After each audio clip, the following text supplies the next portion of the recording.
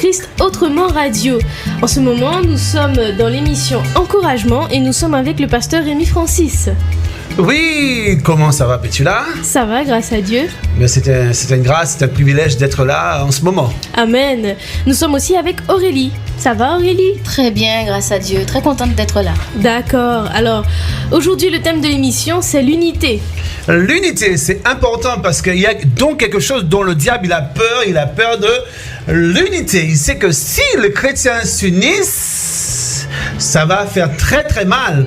Mais le diable cherche de nos jours à désigner les chrétiens, à les faire comprendre qu'on ne peut pas s'entendre. Vous voyez, tu es de telle paroisse, je suis de telle paroisse, tu es de telle église, on ne peut pas s'entendre, on ne peut pas s'unir. C'est ce que le diable veut nous faire comprendre. Mais dans l'émission Encouragement aujourd'hui, pendant ces 15 minutes, nous voulons vous encourager à l'unité parce que l'unité fait la force. Vous voyez, Amen. Le Père, le Fils et le Saint-Esprit sont en accord. Nous aussi, nous devions être aussi en accord les uns avec les autres et vivons selon l'unité, selon Dieu.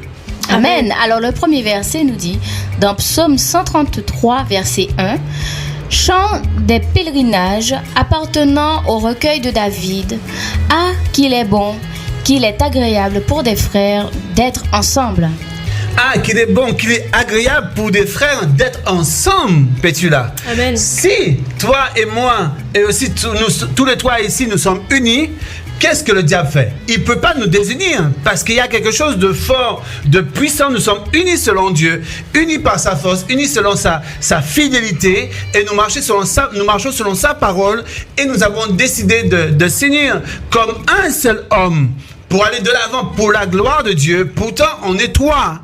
On est chaque tête, on dit souvent chez nous, chaque tête, chaque esprit, voyez? Mais quand nous sommes unis avec Dieu, nous sommes unis par un seul esprit. Nous sommes unis par l'esprit de Dieu. Et quand nous sommes unis par l'esprit de Dieu, personne ne peut déstabiliser l'unité. C'est pourquoi le chrétien, nous vous encourageons à être unis. Unissez-vous. Tant que vous n'allez pas vous unir, le diable sera content. Mais si vous voulez faire fuir le diable, il faut s'unir. Et ça, c'est très, très, très, très important. Parce que l'unité, c'est une force, c'est une puissance. Et cette puissance, nous devons l'utiliser afin de combattre le bon combat de la foi. Amen. Éphésiens, chapitre 4, versets 4 à 6 nous dit: il y a un seul corps et un seul esprit. De même, il y a une seule espérance à laquelle Dieu vous a appelés. Il y a un seul Seigneur, une seule foi, un seul baptême. Il y a un seul Dieu, le Père de tous, qui règne sur tous, agit par tous et demeure en tous. Demeure en tous. Et si nous sommes tous en Christ, quel que soit dans telle église tu te retrouves, la Bible dit il y a un seul corps, oui. Un seul esprit, oui. Vous voyez, un seul Dieu. Mais si toi, tu es de telle paroisse et moi, je suis de telle paroisse ou bien de telle église, mais si je sais en Jésus de Nazareth et tu ne peux pas t'unir avec moi, c'est qu'il y a un problème. Si tu es de telle paroisse et de telle église et moi, je ne peux pas m'unir avec toi et je dis que je suis chrétien, je suis enfant de Christ, si je ne peux pas être en somme avec toi, c'est que moi j'ai un problème.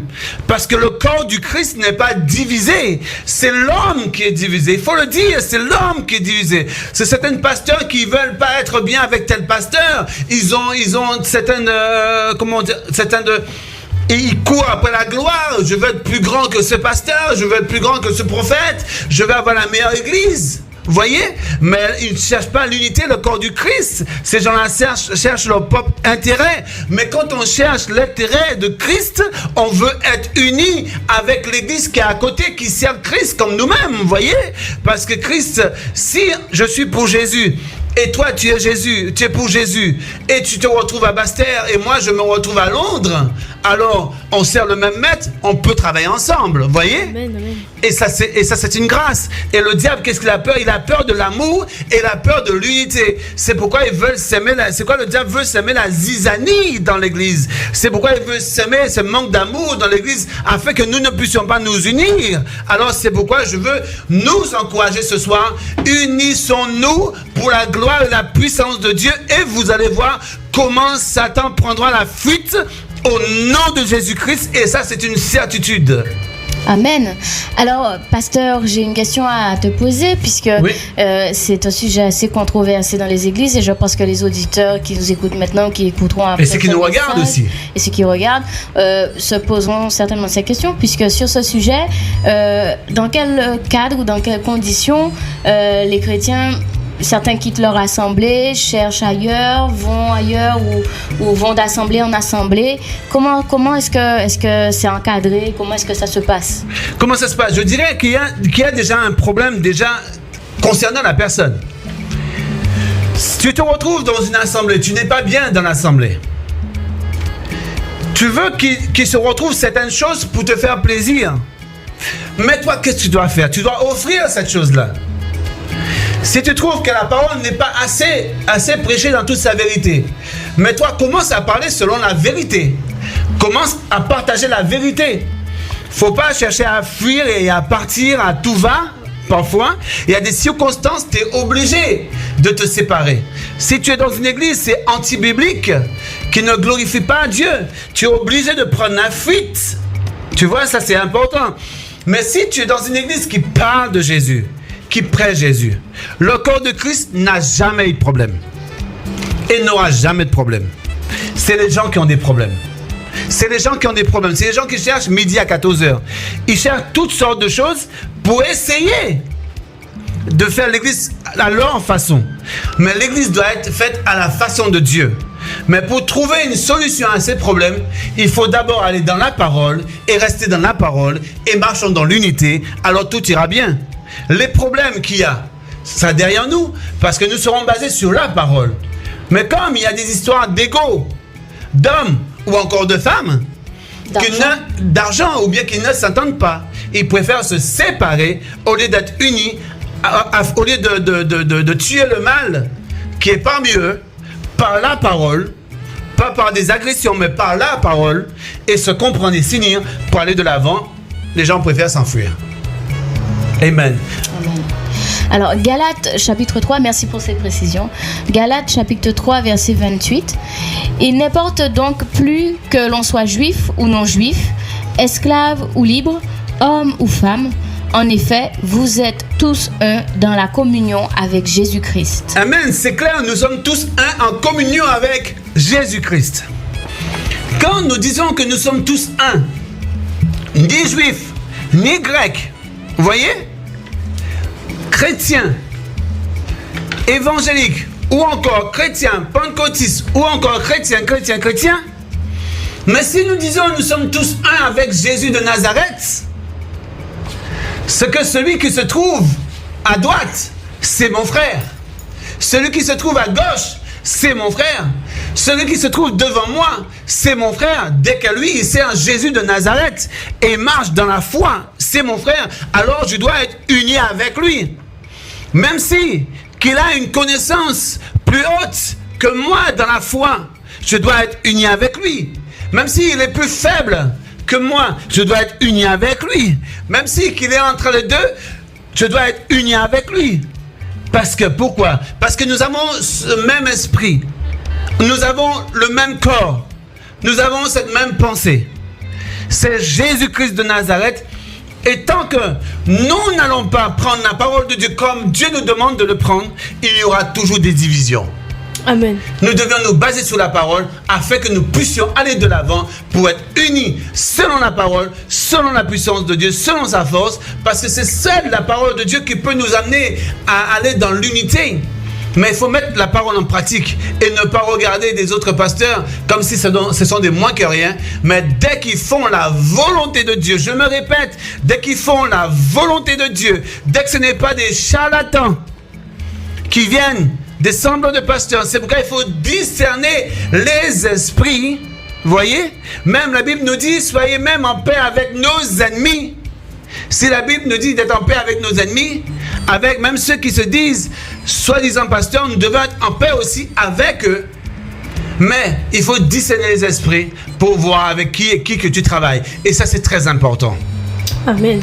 Amen. 2 Corinthiens chapitre 13 verset 11 nous dit: Et maintenant, frères, à Dieu, Tendez à la perfection, encouragez-vous les uns les autres, mettez-vous d'accord, vivez en paix, et le Dieu d'amour et de paix sera avec vous. Mettez-vous D'accord. D'accord, ça veut dire mettez-vous dans L'unité. l'unité afin que nous puissions aller de l'avant, afin que le Dieu de gloire et de paix habite parmi nous. Alors si on n'est pas d'accord, si on n'est pas unis, est-ce que le Dieu de paix habite parmi nous? Ben non. C'est impossible, parce que le Dieu de paix, qu'est-ce qu'il fait? Il nous unit par sa grâce, dans son amour, dans sa fidélité. La Bible déclare que Dieu a donné Jésus afin de nous donner la vie. Dieu a donné Jésus afin que nous soyons réconciliés avec Dieu. Alors si Dieu a donné Jésus afin que nous soyons réconciliés avec Dieu, et lui-même nous demande de nous unir et de nous aimer les uns les autres, afin qu'il puisse habiter parmi nous, alors nous devions être unis avec tous ceux qui servent Jésus-Christ de Nazareth, mais qui le sert dans la vérité et dans la grâce et dans la paix de Dieu. Amen. Colossiens 2, verset 2 nous dit « Je désire que leur cœur soit rempli de courage, qu'ils soient unis dans l'amour et enrichis de toute la certitude que donne une vraie intelligence. Ils pourront connaître ainsi le secret de Dieu, c'est-à-dire le Christ lui-même. » Oui, le secret de Dieu, c'est le Christ lui-même. Et le secret du chrétien et la force du chrétien demeure dans l'unité avec ses frères. Vous voyez? Unis dans l'amour. Comment? Unis dans l'amour. Unis dans l'amour. Le secret du chrétien. Et c'est une arme redoutable pour le diable. L'unité et l'amour. Mais tant que ces deux choses-là ne vont pas demeurer dans nos assemblées, nous irons d'échec en échec. Et nous allons essayer de faire des choses de nous-mêmes et nous n'allons pas réussir.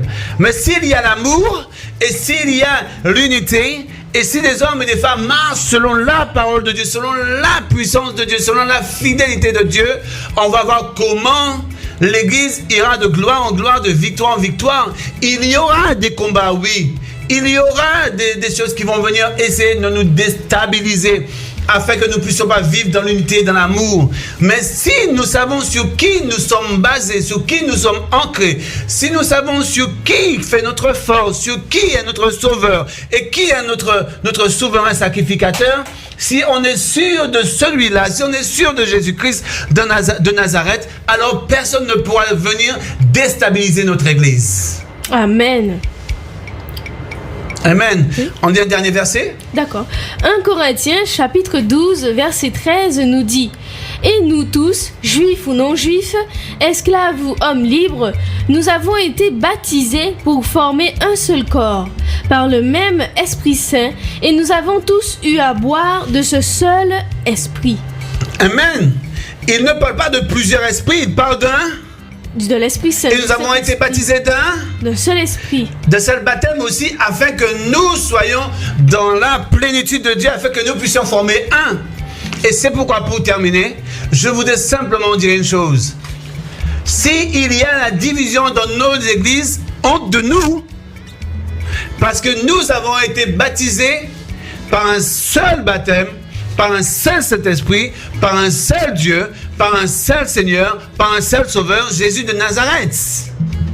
Alors nous devions nous unir et marcher dans l'unité. Et je vous incite à marcher dans l'unité dans vos assemblées avec d'autres frères et sœurs, d'autres assemblées. Soyez toujours dans l'unité. Dès que c'est Jésus la personne sert, n'écoutez personne pour vous dire normalement vous n'avez pas le droit de parler avec un tel ou un tel, mais vous avez le droit de visiter une église, de visiter les saints, parce que la Bible dit visiter les saints.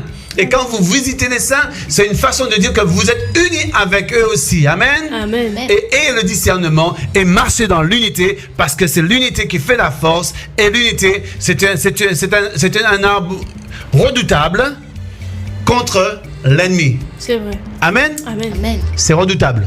L'unité. Soyez bénis. Amen. Et que Dieu vous bénisse. Merci pasteur, merci Aurélie. On se retrouve très bientôt pour une prochaine émission. Amen.